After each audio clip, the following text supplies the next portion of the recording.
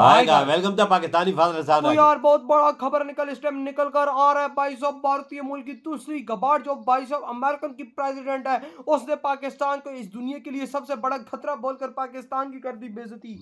यार तुलसी गबार्ड ने बोला? हाँ जी, वो जो भारतीय मूल की है। हाँ यार, ये तो हमारे लिए बड़ा खतरे की बात हाँ है ना भाई साहब, भारतीय मूल के लोग हमें क्या बोल रहे हैं पाकिस्तानियों, वॉच करते कोड ऑन करते स्टार्ट।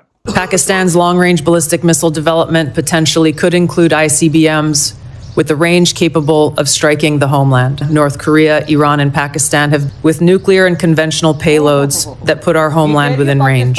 ये बार बार पाकिस्तान का जो नाम लिया जा रहा है ये खाली मैडनेस नहीं है, there is a method behind this madness. इस्लामी ममालिक में उसको आज तक अमेरिका ने और इसराइल ने और वेस्ट ने कभी कबूल नहीं किया। अब खबर सामने आ रही है कि क्या ट्रंप का अगला टारगेट पाकिस्तान हो सकते हैं। हमारा जो मिसाइल प्रोग्राम है, दुनिया इस पे बारे में कंसर्न रहती है। इंडिया हमसे बहुत बेहतर पोजीशन में चला गया है।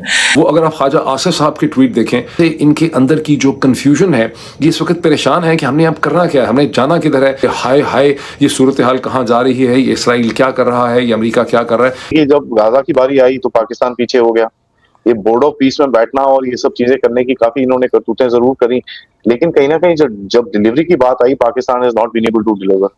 और यूएस का ऐसा है कि जब आप ऐसे ओवर प्रॉमिस करते हो और डिलीवर नहीं करते तो कहीं ना कहीं भैया फिर हालत खराब होती है कि इनके ऊपर दबाव आएगा कि आप लॉन्ग रेंज मिसाइल सिस्टम्स ना बनाएं, और ये फौरी तौर पे सजदे में गिर जाएंगे, हाथ जोड़ देंगे, माई बाप बिल्कुल आप फिक्र ना करें, हम तो ऐसे मिसाइल बनाएंगे जो नॉर्थ ऑफ इंडिया से भी आगे कहीं ना जाएं। Americans they were basically supporting the Indians in case of, for example, if you talk about the 2019 Pulwama crisis, they have supported the Indian case कि अगर आप एरियल स्ट्राइक्स अगर पाकिस्तान के खिलाफ करें, नेशनल सिक्योरिटी एडवाइजर्स थे, उन्होंने इंडियन को सपोर्ट किया इस चीज के अंदर। नमस्कार दोस्तों नमस्कार। ग्लोबल सिक्योरिटी को लेकर एक बड़ी वार्निंग सामने आई है। यूएस की director of national intelligence Tulsi Gabbard ने क्लियर कहा है कि पाकिस्तान उन देशों में है जो न्यूक्लियर और मिसाइल कैपेबिलिटी के थ्रू यूएस के लिए थ्रेट बन सकता है। उन्होंने यह भी हाईलाइट किया कि पाकिस्तान जैसे countries advanced missile systems develop कर रहे हैं जो थियोरेटिकली यूएस होमलैंड तक पहुंच सकते हैं। यह सिर्फ एक स्टेटमेंट नहीं है, यह एक ग्लोबल इंटेलिजेंस असेसमेंट है। अब सिचुएशन और इंटरेस्टिंग हो जाती है जब मिडिल ईस्ट टेंशन को देखा जाए। ईरान पहले से ही कॉन्फ्लिक्ट में है और यूएस और इजराइल दोनों उस पर स्ट्रॉन्ग एक्शन ले चुके हैं। ऐसे में जब पाकिस्तान का नाम भी मेजर न्यूक्लियर थ्रेट लिस्ट में आता है तो नेचुरली ग्लोबल फोकस वहां शिफ्ट होना शुरू हो जाता है। इमेज भी मैटर करती है दोस्तों।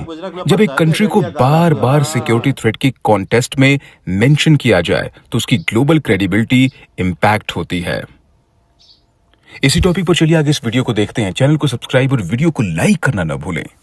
तुलसी गैबर्ट की तरफ, जो एक हिंदू हैं, हवाई से उनका ताल्लुक है, वो हिंदुस्तानी नहीं है लेकिन हिंदू मजहब की वो पैरोकार है और वो डायरेक्टर है नेशनल इंटेलिजेंस की। और उन्होंने जब सेनेट की हाउस कमेटी ऑन इंटेलिजेंस के सामने पेश हुई हैं, अब वो आज तो इसलिए पेश हुई हैं कि प्रेसिडेंट ट्रंप ने कहा था इमिनेंट थ्रेट थी ईरान की तरफ से अमेरिका पर न्यूक्लियर हमले की, इसलिए हमने ये जंग शुरू की है। जबकि जो केंट, जो उनके डायरेक्टर थे काउंटर टेररिज्म के, उन्होंने इस्तीफा दिया और उसमें ये उन्होंने कहा कि ईरान की तरफ से कोई खतरा नहीं था अमेरिका को। और ये सारा इसराइल की लॉबी ने ट्रंप को जो इर्द गिर्द से घेरा डाला हुआ है, ये उसके असर में आके ट्रंप ने ईरान पर हमला किया है। और अब अमेरिकी जवान अपनी जानें कुर्बान कर रहे इसराइल की जंग में और अमेरिकी टैक्स पेयर्स का पैसा खर्च हो रहा है इसराइल के लिए।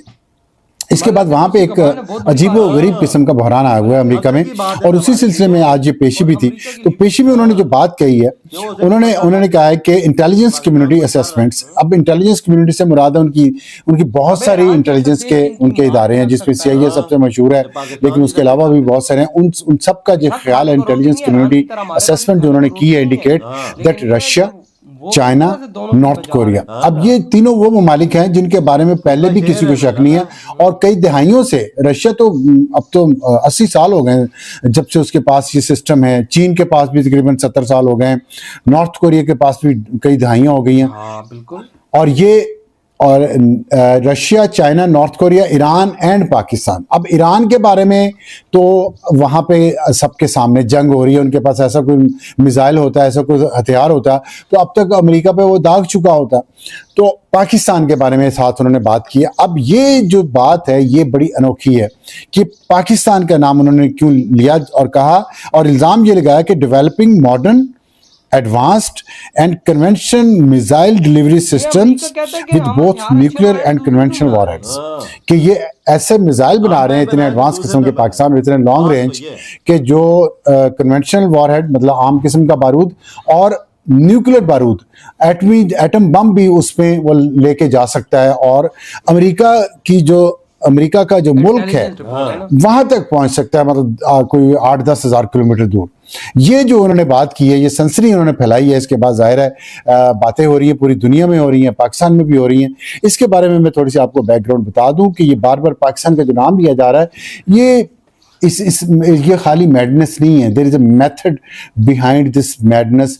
न्यूक्लियर वॉरहेड या न्यूक्लियर प्रोग्राम किसी भी मुल्क में हो, खासतौर पे इस्लामी ममालिक में, उसको आज तक अमेरिका ने और इसराइल ने और वेस्ट ने कभी कबूल नहीं किया। इसराइल को अमेरिका की तमाम डिसीजन मेकिंग के ऊपर कंट्रोल हासिल है, और अगर उनको अमेरिका का टैसिट अप्रूवल नहीं भी होता, उनको ये कहा नहीं भी जाता अमेरिकन साइड से, यानी वो बात अब एक किस्सा माजी बन चुकी है कि अमेरिका ने कहा होगा। यहाँ सूरत हाल ये है कि इसराइल कर गुजरता है और अमेरिका को उसे फॉलो करना पड़ता है, अमेरिका को उसे डिफेंड करना पड़ता है। यही वो सूरत हाल है जिसकी वजह से यके बाद दीगरे बहुत ज़्यादा अमेरिकन जो हैं जो डिसीजन मेकिंग पोजीशंस के अंदर हैं, खा वो सेनेट के अंदर हों, कांग्रेस में हो, इंटेलिजेंस कमिटीज़ में हो, खुद प्रेसिडेंट की टीम में हो, वो बरमला ये कह रहे हैं कि हमें इसराइल यके बाद दीगरे एक के बाद दूसरी जंग के अंदर धकेल रहा है।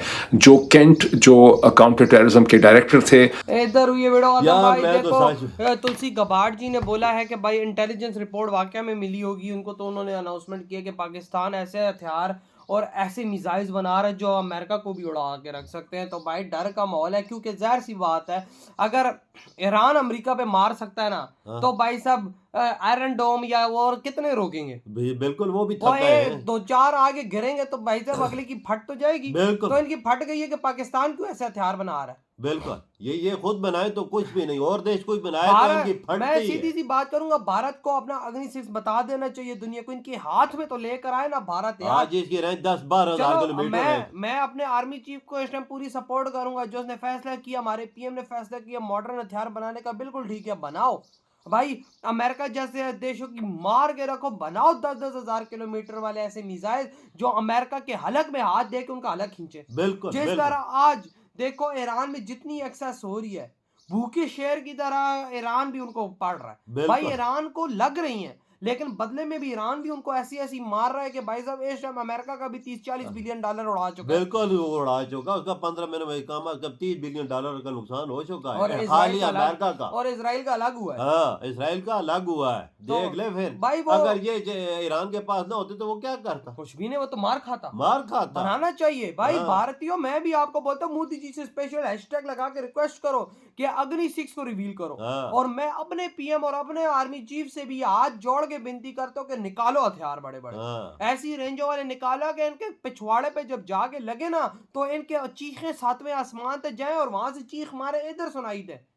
और मैं एक बात बोलूंगा कि भारत और पाकिस्तान अब सारे ईरान सारे ये जो एशियन देश हैं एक हो जाएं, चाइना माइना। बिल्कुल, अब इकट्ठे होने का टाइम है यार। तुम लोग अभी भी इकट्ठे नहीं होगे तो क्या फायदा? वो देखो गोरे आगे हमें इधर कूट रहे हैं, हमारे एशिया लोगों को इधर मार रहे हैं, उधर से आगे इधर मार रहे हैं। क्या फायदा? क्या फायदा? हम कुछ कर भी नहीं सकते, खाली तमाशा देख रहे हैं सारे। मैं तो भारत को इधर भी बात ये साफ साफ करूंगा कि भारत इजराइल को सपोर्ट करने से अच्छा है कि अपने आप अपने जैसे लोगों को सपोर्ट करे। बिल्कुल बिल्कुल, जैसे ईरान, चाइना, रशिया, पूरे एशिया को एक करके कर रहा है लो भाई। ये इजराइल कभी आता है एशिया में करता है क्या क्या मस्तियां कर रहे हैं भाई अमेरिका वाले। भाई साहब मैं कहता हूँ कि टिकाऊ और सही मजा तो तब है जब पूरा एशिया एक होगा। बिल्कुल, इस टाइम पे रशिया और चाइना और इंडिया को आगे आना चाहिए, क्योंकि ये बड़े देश है ना, इनके पास हर चीज है भाई। एक हो गए ना ये तीनों देश, अमेरिका के पीछे से फूसियां निकलेंगी, टटियां निकलेंगी कि भाई ये क्या हो गया है। वो खुदा की कसम तुम 3 देश आगे ये बात करो कि अगर एशिया के अंदर कोई भी जहाज तुम्हारा घुसा या कहीं भी एशिया के किसी भी देश के अंदर तुम लोगों ने स्ट्राइक की तो खैर तुम्हारी नहीं, खुदा की कसम अगले दिन अमेरिका ये काम कर नहीं करेगा, भूल के भी नहीं करेगा भैया। लगा दो अपनी नेवी और अपने एयरफोर्स आगे, खुदा की कसम कोई नहीं आगे आएगा और यार, खाली लेकिन ये काम आप लोग करने वाले और यार अगर इसमें इतनी तड़ होती तो उधर ही पे जिधर ईरान का पानी से वो जहाज नहीं गुजारने देता, अपनी नेवी नहीं भेज रहा, अकेले भेजे ना अमेरिका, वो सारे अरब यूरोप देशों को बोल रहा अपनी नेवी इधर भेजो, उन्होंने बोला हम तो नहीं भेजते भाई। सारे यूरोप और नीटो ने देशों ने सारी ना ईरान की क्षमता देख ली, उनको पता उड़ते हुए मिसाइल लगे और हम उधर उस समुद्र के बीचों बीच अपनी फोर्स को बचा नहीं। बिल्कुल, इधर एक वेट इंडिया देश है जिसने अपने जहाज ऑयल की भी आ रहे हैं तो और एलपीजी की भी उसके आ रहे हैं, रिलेशन है ना, रिलेशन है। तो भाई आपके क्या दाड़ इधर बैठा तुमको